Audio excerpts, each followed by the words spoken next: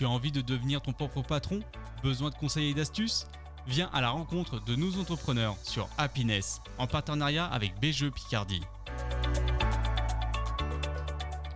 Bonjour et bienvenue sur Happiness, meilleurs vœux à tous.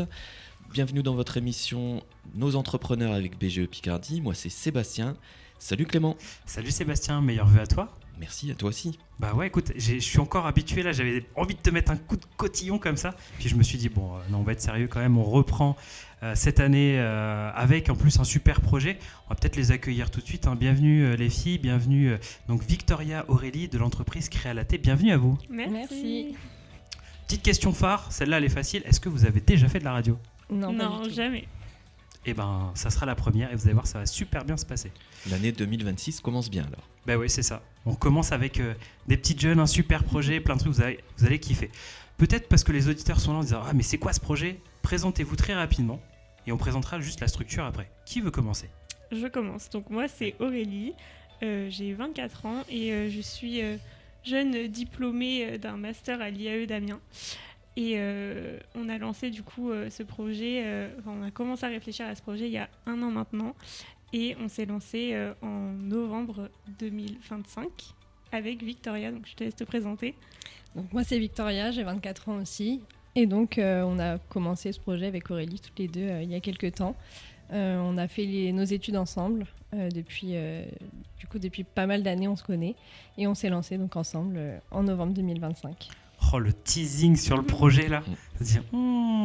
Alors vous allez voir, hein, vous le savez, l'émission est divisée en 4 parties. Là on va parler un petit peu de l'entreprise. On parlera de leur parcours, parce que c'est vrai qu'elles sont jeunes, mais elles sont déjà chefs d'entreprise. Donc c'est intéressant d'amener cette lumière par rapport à ça.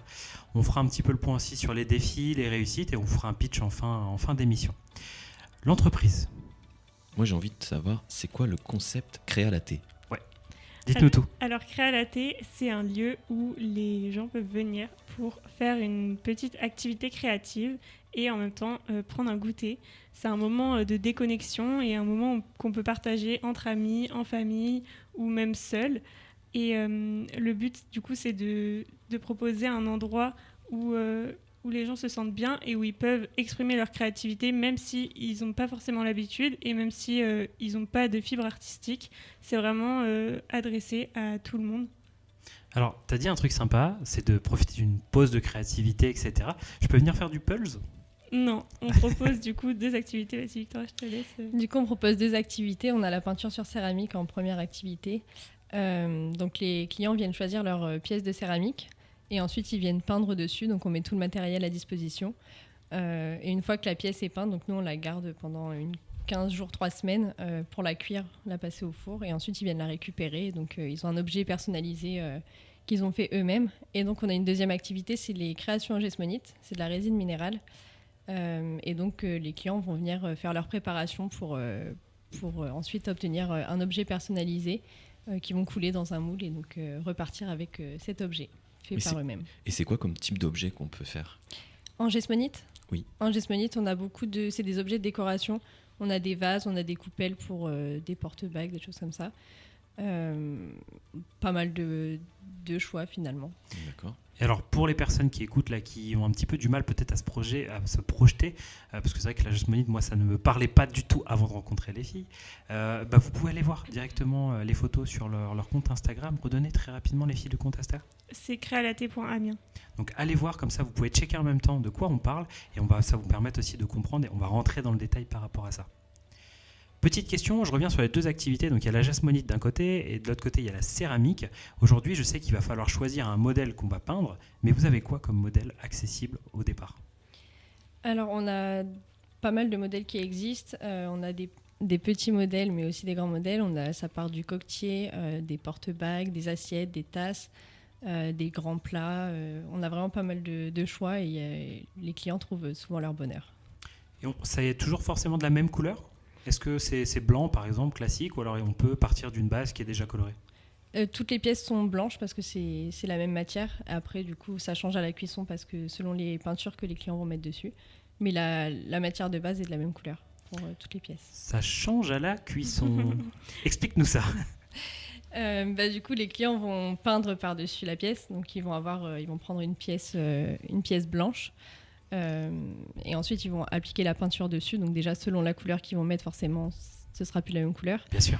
Et ensuite, au niveau des couleurs, ça change beaucoup à la cuisson parce que quand ils vont appliquer la peinture le jour de leur atelier, ce sera assez pâle, assez pastel. Et en fait, pendant la cuisson, les couleurs deviennent beaucoup plus vives et plus brillantes.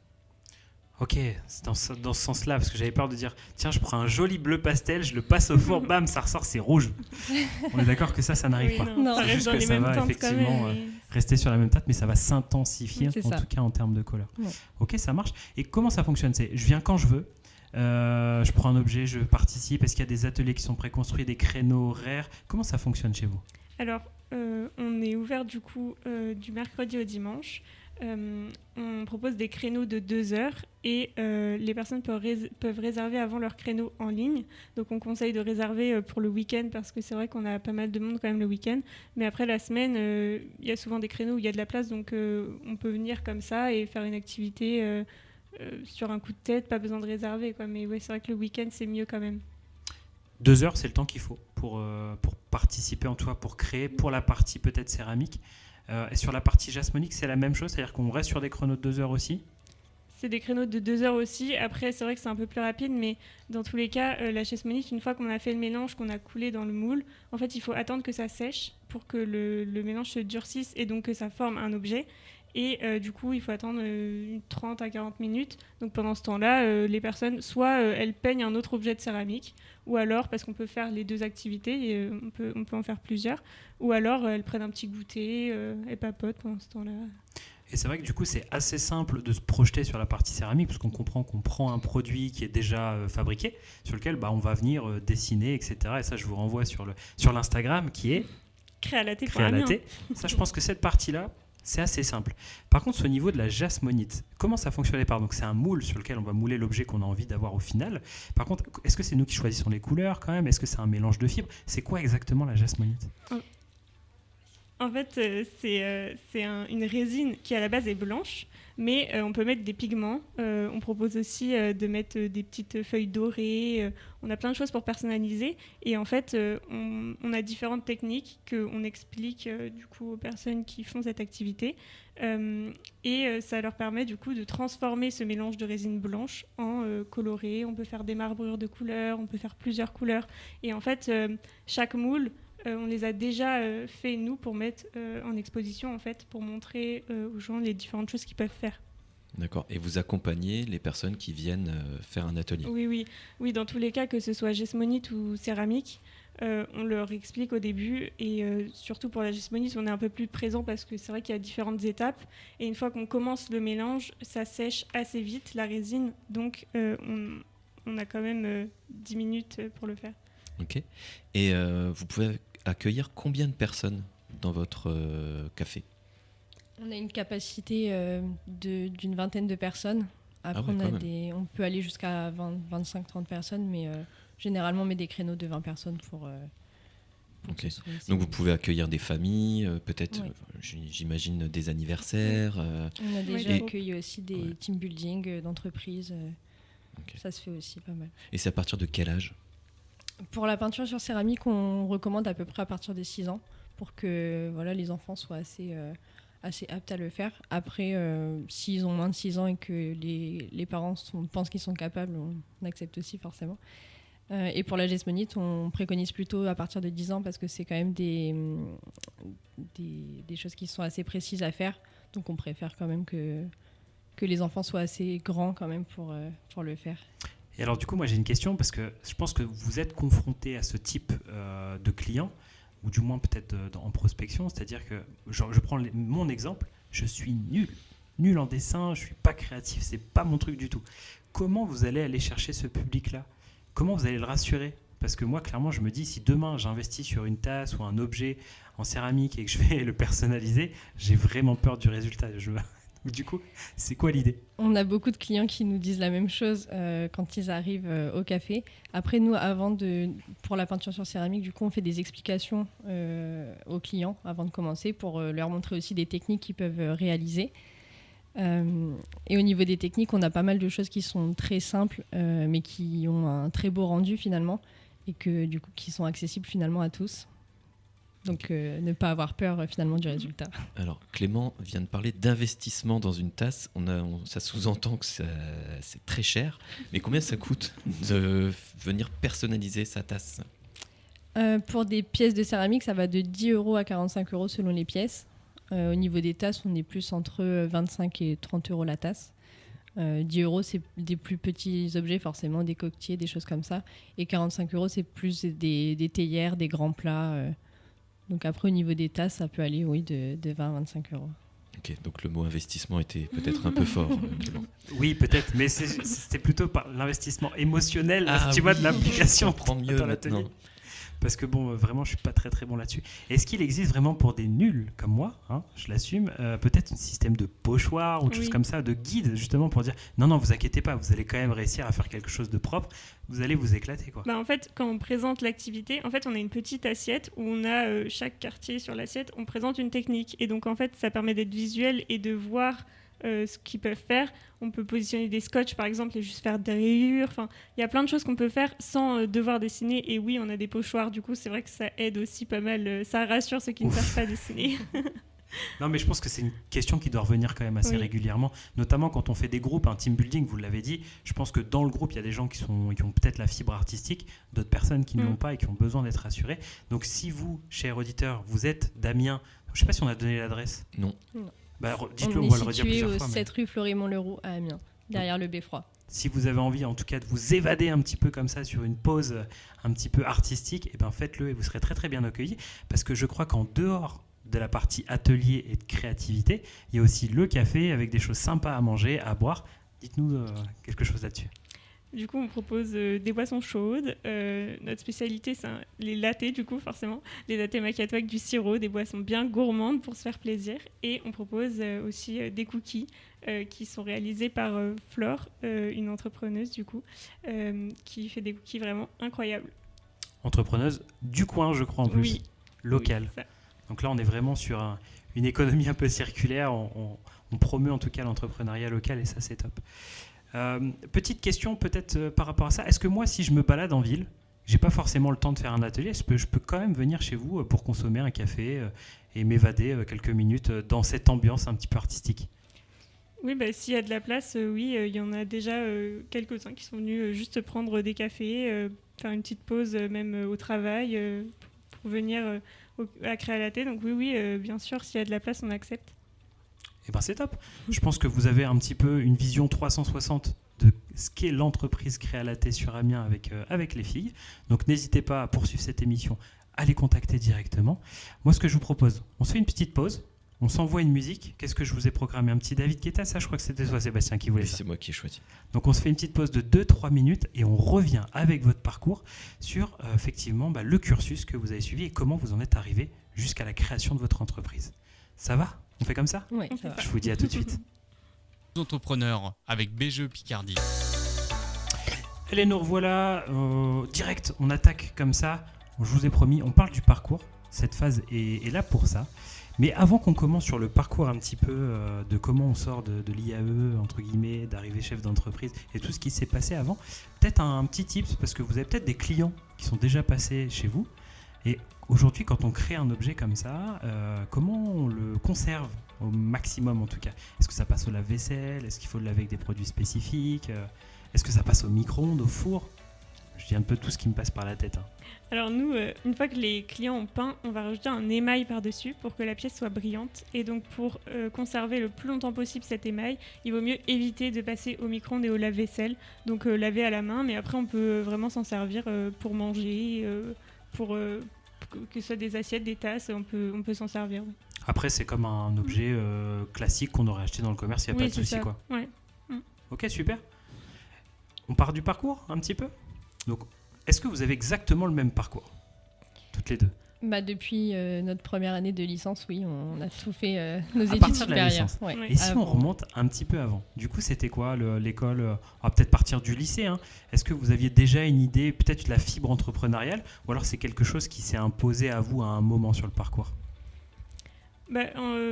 Moi, je pense que je l'ai toujours un peu eu parce que je suis dans une famille où il n'y a que des commerçants. Donc, je pense que j'ai toujours eu. Mais au lycée, je ne savais pas du tout ce que je voulais faire. Et Et donc j'ai fait un lycée classique, un bac ES, et du coup après je me suis orientée vers mes études en économie parce que c'était un peu la suite logique et que je voulais quand même rester dans cette branche, mais je ne savais pas vraiment ce que je voulais faire. Ok, donc du coup on a ça d'un côté, et de l'autre côté, Victoria, toi c'était quoi ? Moi, pareil, au lycée, je ne savais pas forcément ce que je voulais faire. Je suis partie en terminale S, donc scientifique, donc plus dans les chiffres, tout ça. Mais arrivée en études supérieures, je ne voulais pas continuer dans cette branche, donc je suis partie en licence économie.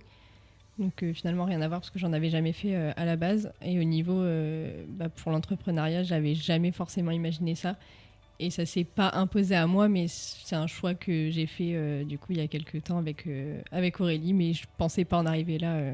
À cet âge-là, en tout cas. Et toi, du coup, peut-être par rapport à Aurélie, tu n'as pas forcément d'entrepreneur dans ta famille ou... Non, j'ai mon frère qui a déjà créé son entreprise, mais après, je ne suis pas forcément entourée par des entrepreneurs, au contraire. J'ai toujours été plus avec une famille de salariés et j'ai jamais forcément, du coup, imaginé ça pour moi, à la base. Et comment vous est venue l'idée de créer cette entreprise ? Alors, il y a 1 an, on a terminé nos études.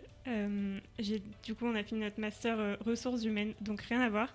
Mais on était en apprentissage et mon contrat s'est terminé. Et du coup, j'ai réfléchi vraiment à ce que je voulais faire parce que je me dis c'est le moment, j'ai pas encore d'autres contrats par la suite.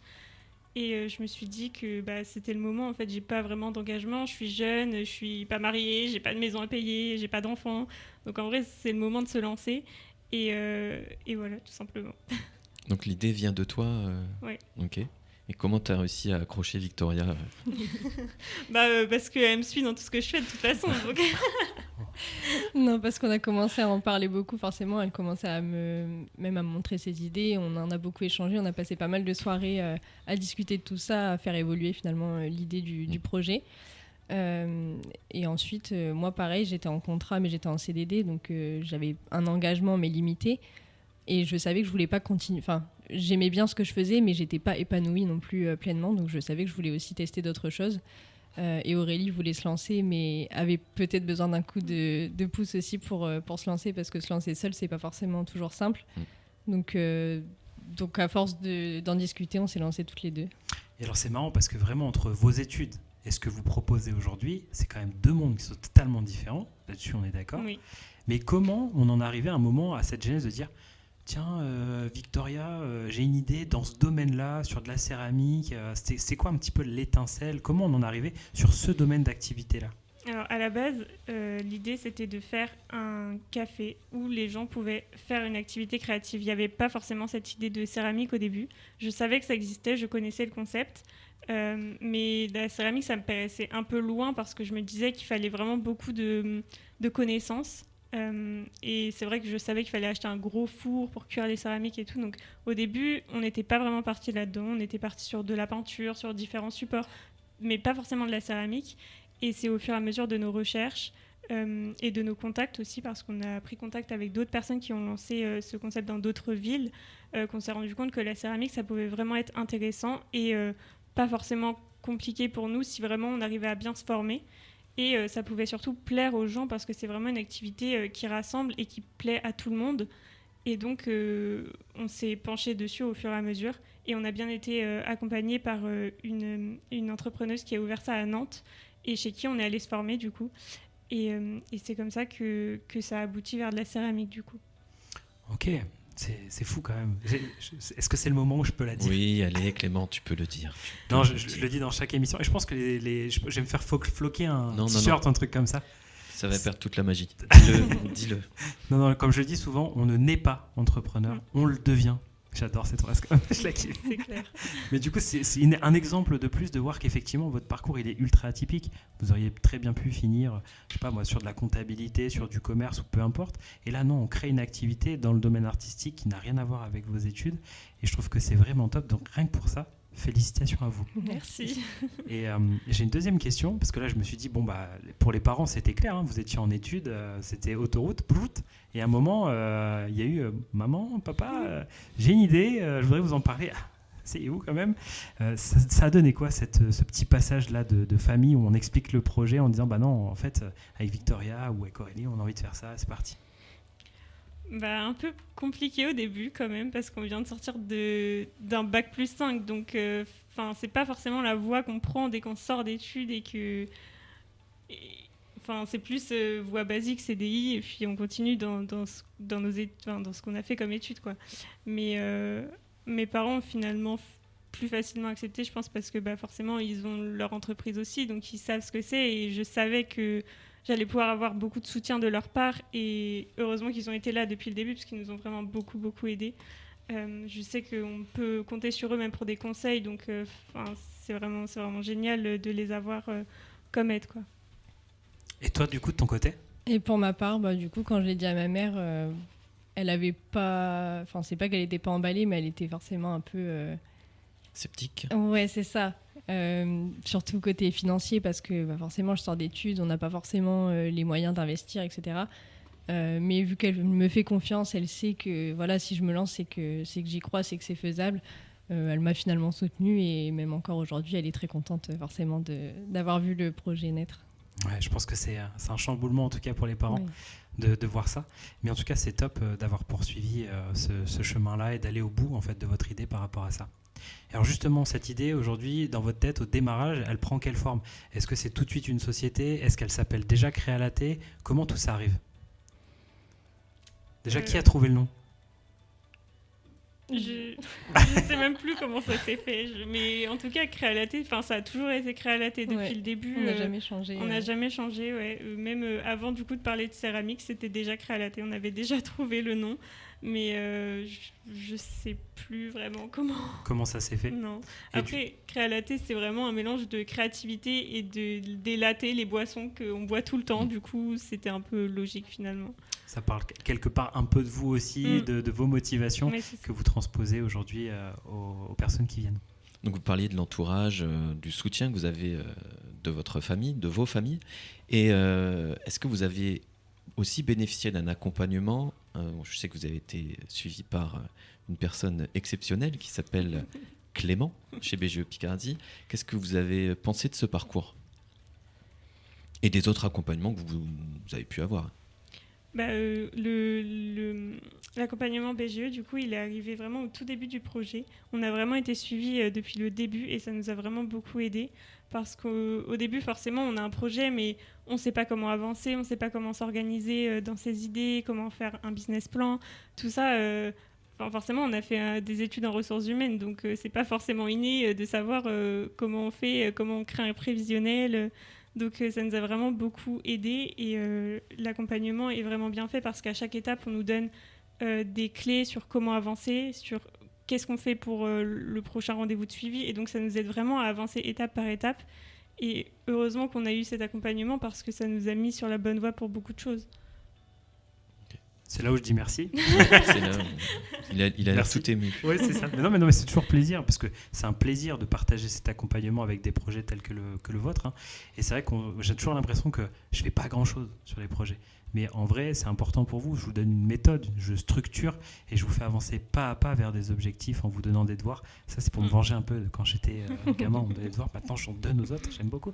Mais du coup, si ça vous a servi, c'est top que ça soit sur la partie construction financière, étude de faisabilité ou étude de marché, de brasser les questions importantes, de bien positionner un petit peu votre stratégie par rapport à ça. Et après, effectivement, ce qui a été très très cool, et là, je peux le dire ouvertement devant tout le monde, même si on n'est qu'entre nous, vous avez été de super bonnes élèves. C'est-à-dire que vous avez été hyper proactives, et ça, c'est agréable pour moi de travailler avec des gens comme vous, parce que quand on vous donne des missions, vous avancez, vous travaillez, on se revoit 15 jours après, ça a été fait, quoi. Donc c'est top, donc merci à vous. Et puis j'espère que tout va se passer au mieux pour vous, je vous le souhaite, parce que franchement, c'est vraiment top. Puis que je puisse avoir pas mal de projets dans les avenirs en disant, vous avez vu, ça c'est moi qui les ai accompagnés. C'est quand même top, tiens. Non, c'est super. Et alors, du coup, au début, pour vous, c'était clair, c'était une société ? Ou pas forcément ? Ou alors, ça pouvait prendre d'autres formes ? Ou comment ça s'est passé, juste cette partie-là ? Ouais, je pense qu'on était quand même parti vers une société, sans vraiment se le dire, parce qu'au début, on ne pense pas à toutes ces petites choses, je pense. Nous, on était vraiment partis dans notre projet, créer un endroit cool à Amiens. Tout ça, ça se réfléchit un peu. Après, finalement, on y a pensé quelques mois après, finalement. Mais Du coup, je sais pas Bah, trop. Je pense que ouais, dans Déjà, notre tête... si vous êtes deux, Oui. c'est société. Oui, voilà. Ça, Vous parlez peut-être plutôt d'association Oui. ou... Oui, peut-être, ouais, ça aurait pu être prendre d'autres formes juridiques, c'était pas le souci. Hein. Moi, c'est vrai que je vous ai imposé, non, je vous ai rien imposé du tout. Je vous ai dit par rapport à vos objectifs personnels et professionnels que c'était judicieux. Comment s'est passée d'ailleurs la partie, peut-être très rapidement avant qu'on parte sur la pub, allez, 2 minutes, la partie de construction de la société? Je pense qu'il y a un comptable qui est rentré dans la boucle, Oui. qui Oui. vous a vachement accompagné. Est-ce qu'il y a des choses que vous avez dû faire vous-même? Est-ce que ça vous a paru compliqué administrativement? Mais en fait, on s'est fait accompagner du coup par la société dans laquelle je travaillais à la base, parce que je bossais dans un cabinet d'expertise comptable. Donc j'ai pu me faire accompagner par rapport à ça par mes collègues plus. Il y a eu quelques petits couacs par rapport à ça, mais ça s'est bien passé. Donc ça a pris quand même pas mal de retard parce que voilà, au niveau de l'accompagnement, il y a eu un petit souci à la base, mais j'ai eu quand même pas mal d'accompagnement à ce niveau-là et donc des informations quand même suffisantes pour ensuite nous pouvoir le faire nous-mêmes au niveau de la création de la société. Et après, on a réussi du coup à bien se faire accompagner par un expert comptable et un comptable, une comptable. Donc il y a la partie juridique C'est ça. et la partie financière. Et vous avez choisi le même établissement pour qui s'est occupé des deux, c'est ça? Pour la partie juridique, du coup, c'est surtout nous qui avons fait les démarches pour vraiment la création de la société. C'est nous qui avons tout fait de A à Z. Après, on a été accompagnés parce qu'ils ont relu tout ce Oui, qu'on faire avait les fait. statuts, Voilà. Mais ensuite, oui, on a choisi le même établissement pour que ce soit plus simple.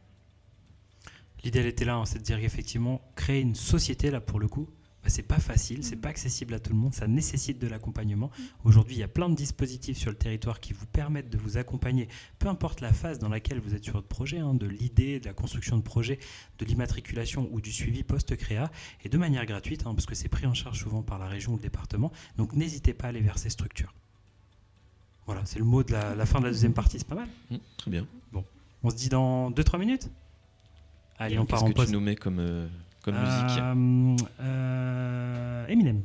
Allez. On se met un petit Eminem et puis on y va. À tout de suite. Avec BGE Picardie.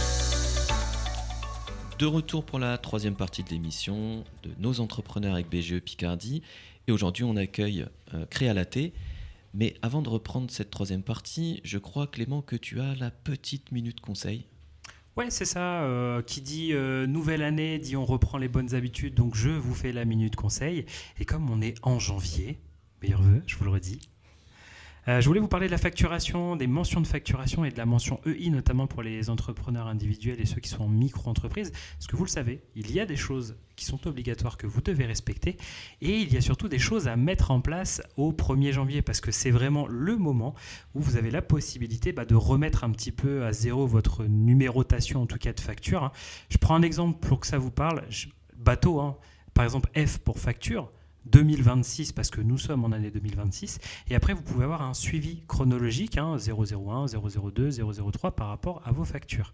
Généralement quand vous arrivez en fin d'année vous êtes sur un numéro qui est supérieur, on se dit je fais comment l'année prochaine, est-ce que je poursuis ou pas, vous faites ce que vous voulez à ce niveau là. Par contre à partir du 1er janvier et à partir de la première facture de janvier 2026 vous devrez suivre cette chronologie jusqu'au 31 décembre 2026. Donc vous pouvez faire ce que vous voulez mais prenez un modèle qui vous intéresse là pour le coup en janvier et tenez-le jusqu'à la fin de l'année. N'hésitez pas à vous aider aussi parce que parfois on fait ça un petit peu sur Word, Excel ou vous avez mis un truc sur Canva. Vous avez plein d'outils qui peuvent vous aider, des logiciels comme Abi, Henri ou Facture.net qui sont des outils de gestion un petit peu de CRM, gestion client. Mais au niveau de la facturation, ça vous permettra de mettre en place ces choses automatiquement d'année en année. Petite info aussi, vous devez conserver vos factures et notes pendant 10 ans après la clôture de l'exercice auquel elle a été émise. C'est important, vous ne pouvez pas les jeter, il faut bien les archiver. Et vous devez respecter sur la facture, j'en profite comme on parle de ça, certaines choses qui sont totalement obligatoires. La mention facture, vous ne pouvez pas émettre une facture sans avoir écrit facture dessus. Le numéro et la date de facture, ça également. Les coordonnées, que ce soit vos coordonnées à vous, les coordonnées de l'entreprise, en sachant que sur vos coordonnées, vous avez quand même des petites choses à respecter, l'identité de l'entreprise, donc nom, prénom, EI, je vous en reparle juste après. Vous avez l'adresse, le numéro de téléphone, le numéro d'immatriculation, les coordonnées de votre entreprise. Si vous êtes en société, petite parallèle, on va demander à Créalaté, il y a bien, du coup, Créalaté sur la facture. Oui. Voilà. Si vous êtes entrepreneur individuel en micro-entreprise et que vous utilisez une dénomination commerciale, ne mettez pas la dénomination commerciale ou alors vous la mettez en en-tête pour faire joli. Par contre, juridiquement, c'est bien votre nom, votre prénom et la mention EI, entrepreneur individuel, qui doit apparaître sur la partie facturation. Vous devez mettre le type de vente, date de vente, la somme totale, les dates de règlement, c'est obligatoire. Et n'oubliez pas que pour les micro-entreprises, comme vous n'êtes pas assujetti à la TVA, vous devez bien mettre la petite mention TVA non applicable, article 293B du Code général des impôts. Puis après, selon les cas, vous avez des petites choses à rajouter, les bons de commande, les remises, les majorations, quelques mentions pour les associations agréées. Et j'en passe, ça, je vous laisserai revenir directement vers moi si vous avez des besoins. Voilà un petit peu sur ce que j'avais à vous expliquer au niveau de la facturation. Sébastien. Et on en profite puisque comme nous sommes en 2026 et que la facturation électronique devient obligatoire en fin d'année, on fera une autre minute conseil spécifique à ce sujet. Oui, tout à fait. Je vous en parlerai au cours de l'année parce que tout ne va pas devenir obligatoire cette année. Il y aura des émissions, des réceptions de factures, il y aura différents cadres aussi. Donc je ferai certainement une minute conseil consacrée à ça. Ne vous inquiétez pas. On revient à notre émission et à Créalaté sur cette troisième partie. Du coup, c'est juste faire un point sur... Tiens, commençons par un truc fun. Est-ce que vous avez un partage d'expérience, un retour client, un truc qui a pu être sympa, qui s'est passé là sur les dernières semaines, peut-être même juste un peu avant Noël, quelque chose qui aurait pu être sympa à partager à nos auditeurs? On a pas mal de clients qui viennent même en famille. On a des groupes de famille qui viennent ensemble et un papa qui était venu du coup avec sa famille, qui n'avait jamais testé cette activité à la base, qui a en fait adoré l'activité, qui est venu récupérer ses pièces super content et qui nous a dit qu'il reviendrait totalement parce qu'il avait adoré l'activité. Et pourtant, c'est un papa qui a une cinquantaine, soixantaine d'années, et donc à la base qui n'est pas du tout pas du tout, c'est pas notre cible initiale. Ouais, c'est ça, mais finalement qui a adoré l'activité et qui reviendra avec plaisir. Alors la question que tout le monde se pose maintenant, c'est est-ce qu'il revient avec les enfants ou sans les enfants, et est-ce qu'il va profiter tout seul de l'activité? Après, c'était des grands-enfants. Ouais, donc, oui. C'est cool de voir qu'effectivement, il y a des gens qui, à la base, viennent profiter d'un moment sans avoir d'attente particulière et qui, en fait, adorent le moment qu'ils sont en train de passer. Ils veulent revenir, ça, c'est cool. Et est-ce que vous avez, à l'inverse, rencontré certaines difficultés auxquelles vous ne vous attendiez pas?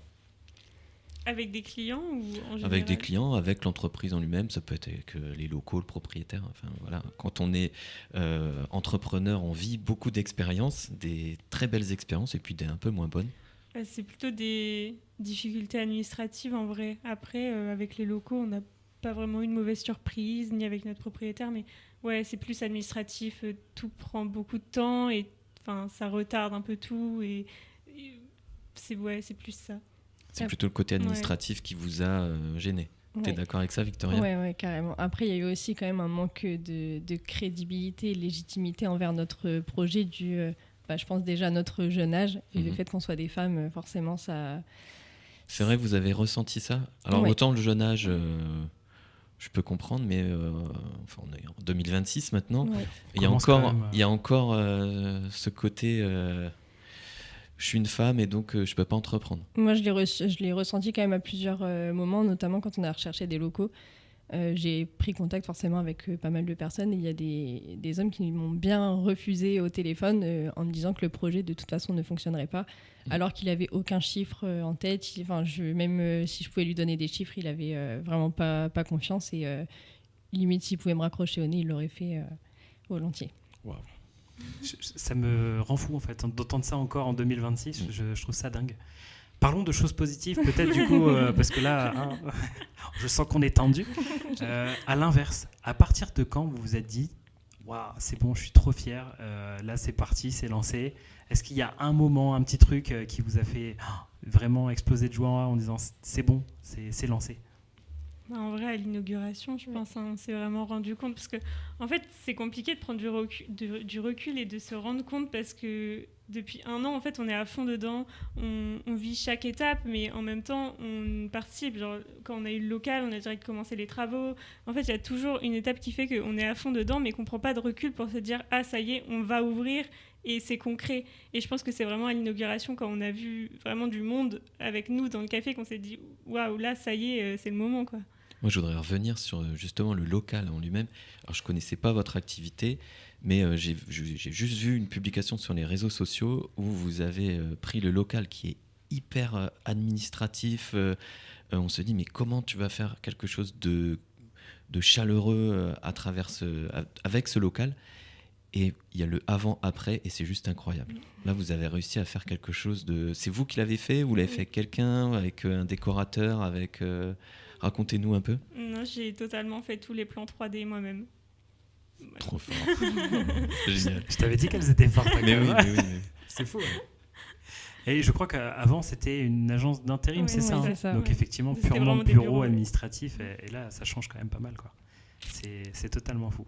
Bravo encore à vous. Moi, j'adore. Merci. Mais j'invite tout le monde à aller voir cette publication parce que ceux qui vont découvrir le local aujourd'hui auront du mal à imaginer ce que ça pouvait être avant. Ouais, non, mais c'est vrai, c'est clair. Allez-y. En plus, pour le coup, elles ont été très proactives sur la partie des réseaux sociaux, parce que moi, j'ai suivi une grosse partie de l'aventure aussi via Créalaté.amiens. Voilà. Donc disponible sur Instagram. Il y a d'autres réseaux aussi ou pas ? Facebook, ouais, et un petit peu TikTok, on commence. Mais... Allez-y, parce que vraiment, c'est intéressant. Elles sont fortes. Je sais pas, c'est vous qui avez tout fait toute seule par rapport à ça ? Pour la com, ouais. Ouais. Mais vraiment, c'était vraiment sympa. Ça m'a permis de suivre. J'avais l'impression d'être inclus dans l'aventure, des travaux, de l'avant. Après, ça y est, c'est arrivé. On a reçu notre première marchandise, etc. Franchement, c'était cool. Et je profite de vous poser cette question-là. Est-ce que sur la partie recherche de partenaires, peut-être, ça a été compliqué ? Est-ce qu'aujourd'hui, vous travaillez complètement toute seule, en toute autonomie, mis à part vos fournisseurs produits, bien évidemment ? Est-ce que vous faites quand même appel à des partenaires ? Comment vous travaillez cet aspect de communication et de marketing autour de votre structure ? Pour l'instant, on travaille seul. On fait tout nous-mêmes. Enfin, pour la com, le marketing et tout, on fait tout nous-mêmes. Après, on a fait appel à Amiens Food pour faire une vidéo, du coup, à notre ouverture. Et elle a pas mal marché, sa vidéo. Il y a pas mal de clients qui viennent et qui nous disent qu'ils ont vu, en fait, leur publication. Mais sinon, à part ça, non, on fait tout nous-mêmes. Bah, alors, c'est le maître mot, en fait, c'est... autodidacte. Oui. On fait tout nous-mêmes. Et franchement, c'est top. Et je crois que vous êtes même passé dans le JDA, si je dis pas de bêtises. C'était ça, il y a eu un article. Le Dans courrier le courrier Picard. Courrier Picard, Ouais. pardon, c'est ça. Non, mais c'est ça. Et comment le courrier Picard est venu ? Parce qu'en plus, ils sont venus assez tôt, en plus, je crois, vers vous. Comment ils ont eu l'info ? Ils sont venus directement Pendant devant qu'on notre était local, ouais. pendant les travaux. On est travaillé. Et donc, on a un monsieur très gentil qui était venu nous voir et qui nous a dit de le contacter dès que quelques semaines avant l'ouverture pour faire un article. Génial, j'adore cette aventure. Elle est exceptionnelle. Est-ce que vous avez un compte LinkedIn aussi ? Non, on n'a Pas pas de encore. compte LinkedIn encore. Non. Faut qu'on se lance. Oui. Pas- Si vous voulez pas capter pro, en aussi tout cas. les entreprises, c'est bien. C'est top, on refait une petite pause maintenant. Je crois que Sébastien, toi tu nous quittes, donc on te souhaite, on te dit merci, et puis on te dit au mois prochain, au mois de février, on te retrouvera. Et puis nous, les filles, on poursuit ensemble sur la dernière partie. Salut à tous. Merci. À bientôt. Salut Sébastien. Merci. Nous entrepreneurs avec BGE Picardie. Écoutez les filles, ce que je vous propose pour cette dernière partie de l'émission, c'est tout de suite d'enclencher sur une partie de conseils et d'inspiration. Et j'ai quelques petites questions à vous poser avant qu'on attaque, bien évidemment, vous le savez, le jeu du pitch. Ça a marché bien en 2025, donc on le reconduit forcément en 2026. Si demain, ça j'aime bien cette question-là, si demain vous aviez de futurs entrepreneurs face à vous, ou même vous, plus jeunes, même si vous êtes jeune, quel conseil donneriez-vous à quelqu'un qui voudrait se lancer un petit peu sur un projet, peut-être par rapport aux erreurs commises, au passé, au cursus ? Qu'est-ce que vous pourriez dire à ces gens-là ?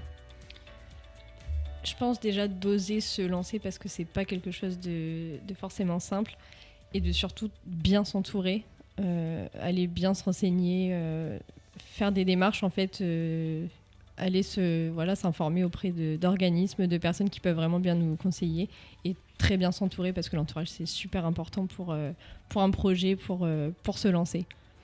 Ouais, est-ce que tu es d'accord avec ça ?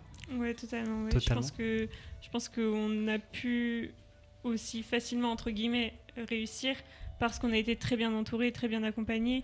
Et c'est la base, en fait, parce que même faire des recherches, se renseigner sur toutes les démarches qu'il y a à faire, parce qu'au début, on ne pense pas à tout ça. Et c'est super important. Non, mais je suis totalement d'accord avec vous sur cette partie-là. Et aujourd'hui, si je vous dis, quel est un petit peu vos sources d'inspiration. Qu'est-ce qui vous inspire dans la vie de tous les jours ? Plein de choses, je C'est une question suppose. compliquée. Vous avez le droit de dire plein de choses. Oui, plein de choses. Après, on a été beaucoup inspirés par la personne du coup dont je parlais tout à l'heure, la créatrice de Café Cito à Nantes, qui nous a beaucoup aidés. En fait, c'est une amiénoise qui est partie ouvrir son café du coup créatif à Nantes. Et en fait, on est tombé par hasard sur elle en voulant avoir des renseignements sur d'autres expériences. Et en fait, finalement, elle est amiénoise, elle a fait des études en RH comme nous, et on s'est trop bien entendu avec elle, et elle nous aide encore beaucoup maintenant. Dès qu'on a une question, on n'hésite pas à lui envoyer un message, et c'est vraiment une source d'inspiration parce qu'elle est vraiment très solaire, et franchement, c'est une personne incroyable, donc on est très content de l'avoir rencontrée. Bon, bah écoute, en tout cas, le coucou est passé, vous avez le droit de la saluer, il n'y a pas de souci. Mais c'est important, effectivement, d'avoir des gens comme ça avec qui on peut échanger et qui comprennent concrètement là où vous en êtes, parce que là, on est sur des mêmes métiers, les mêmes phases. Donc, elle a de l'expérience et c'est cool qu'elle puisse vous transmettre. Donc, je pense qu'elle vous remercie et vous pouvez la remercier et c'est vraiment cool, en tout cas, par rapport à ça. Elle est déjà venue nous remercier en venant directement chez Créalaté. Ah, c'est top. Et dernière question, peut-être, c'est quoi les objectifs dans le futur pour vous ? Est-ce qu'on reste sur ce que vous avez commencé là à engager ? Est-ce qu'il y a des idées pour plus tard ? C'est là où on prend un petit peu les pronostics de ce que vous avez envie de faire plus tard. Déjà, le but, c'est de pérenniser quand même notre activité parce qu'elle vient de débuter. Donc, le but, c'est quand même de continuer dans cette belle lancée. Après, on aimerait forcément proposer d'autres activités avec d'autres personnes, des prestataires qui viendraient directement animer les ateliers. Pour l'instant, on n'a pas encore abouti cette idée, mais on a déjà pris contact avec des artistes en fait pour venir faire d'autres activités plus spécifiques en petits groupes, pour proposer d'autres choses en fait, et on espère du coup développer ça en 2026. Et ben l'objectif est posé, on suivra l'aventure et on verra ce que ça donne d'ici quelques mois. Le jeu du pitch, ça vous parle ? Allez. C'est le moment ? C'est le moment. On est quoi là ? Ouais, il nous reste quelques minutes. On est parti 1 à 2 minutes, un petit pitch. Si vous voulez tout savoir sur l'entreprise Créalaté, c'est maintenant. Vous souhaitez vous évader de votre quotidien le temps d'un instant ? Venez partager un moment créatif chez Créalaté. Seul, en famille ou entre amis, vous pouvez donner vie à votre imagination. Profitez d'un lieu où vous pouvez peindre votre propre céramique, des tasses, des vases, des assiettes ou même des objets de déco, ou créer des objets en gessmonite, qui est une résine minérale qu'on peut personnaliser avec des pigments, dans une ambiance conviviale et accessible à tous, même aux débutants. Pendant 2 heures, équipez-vous de pinceaux, de pigments et de bonne humeur pour laisser libre cours à votre créativité. Et pendant que votre œuvre naît sous vos yeux, profitez d'une pause gourmande avec une boisson chaude, un latte ou une pâtisserie artisanale. Créalaté, c'est l'endroit parfait pour créer, déguster, partager et repartir avec une création unique et personnalisée. Vous cherchez une idée originale pour un cadeau, un événement ou une sortie entre amis ? Réservez votre atelier dès maintenant sur créalaté.fr et venez vivre une expérience créative au cœur d'Amiens. Eh ben on coupe tout puis on y va. Non, c'était super, bravo, félicitations. D'habitude j'ai un petit bouton pour faire les applaudissements, mais là je vais les faire comme ça. Mais en tout cas non, c'est top, je pense que tout est dit. Modalité pour réserver par contre ? Ouais, sur le site internet du coup créalaté.fr, et vous pouvez nous suivre aussi sur Instagram notamment, créalaté.amiens. Et l'adresse ? 7 rue Florimond-Leroux. Voilà, bah c'est parfait, tout est dit. En tout cas, cette émission, vous allez la retrouver sur toutes vos plateformes de streaming et directement sur le site happinessamiens.fr, rubrique podcast, nos entrepreneurs avec BG Picardie, vous avez l'émission, et toute plateforme de streaming, donc Spotify, Deezer, Apple Music, ça sortira très prochainement. Je vais essayer de faire ça assez rapidement. C'est le moment de clôturer. Je vous remercie en tout cas d'avoir partagé un petit peu qui vous êtes, votre parcours, votre expérience et de nous avoir partagé tout ça. C'était vraiment un plaisir pour moi de vous recevoir aujourd'hui au sein des studios d'Happiness et je vous souhaite bien évidemment le meilleur pour la suite. Merci beaucoup à toi pour l'invitation. C'était un grand plaisir. Nous, on se donne rendez-vous en tout cas au mois de février. À très bientôt. Ciao, ciao. Nous entrepreneurs avec BGE Picardie.